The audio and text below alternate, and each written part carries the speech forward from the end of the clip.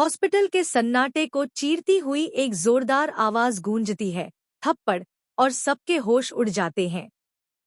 सोनालिका अपने गाल पर हाथ रखे स्तब्ध खड़ी है, जबकि सामने प्रार्थना पूरे आत्मविश्वास और गुस्से में तनी खड़ी है। आज पहली बार उस प्रार्थना ने किसी को इतने गुस्से से देखा है, जिसे हमेशा सबने सीधा साधा और चुपचाप सहन करने वाला समझा था। लेकिन अब हालात बदल गए हैं।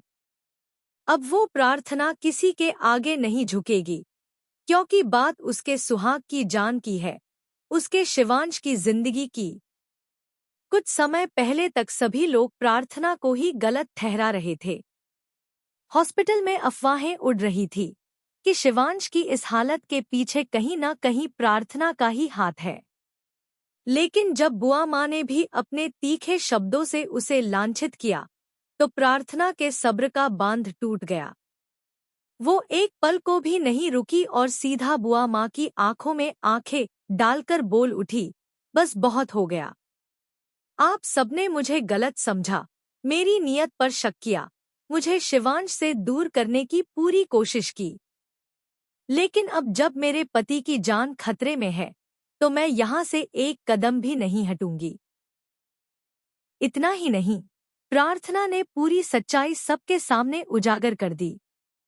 उसने बताया कि कैसे सोनालिका ने उसे खत्म करने की साजिश रची थी।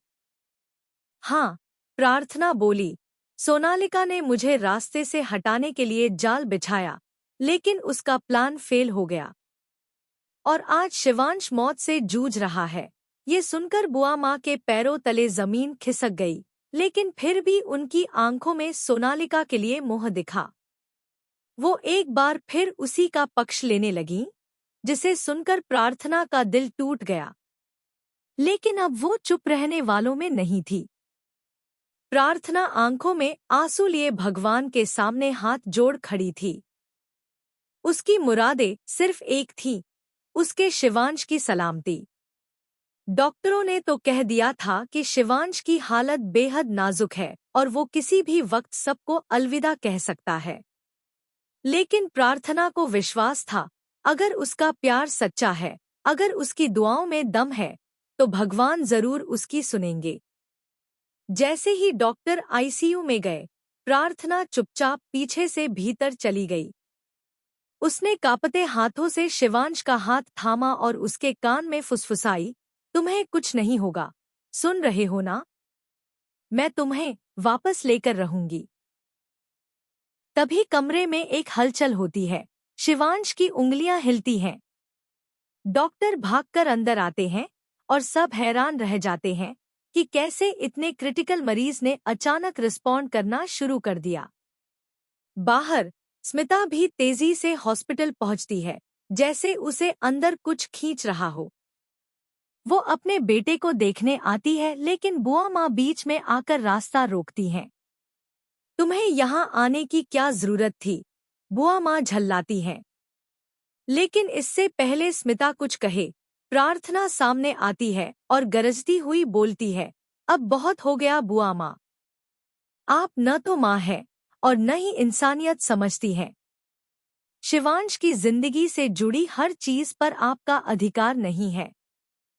स्मिता उसकी माँ है और मैं उसकी पत्नी। हम दोनों मिलकर ही उसे ठीक कर सकते हैं। उसका ये जवाब सुनकर बुआ माँ की ज़बान बंद हो जाती है।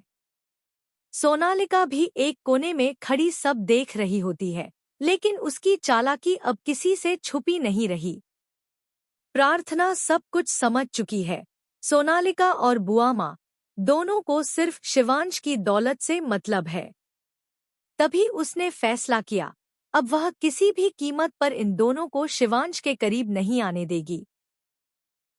प्रार्थना अब सिर्फ पत्नी नहीं,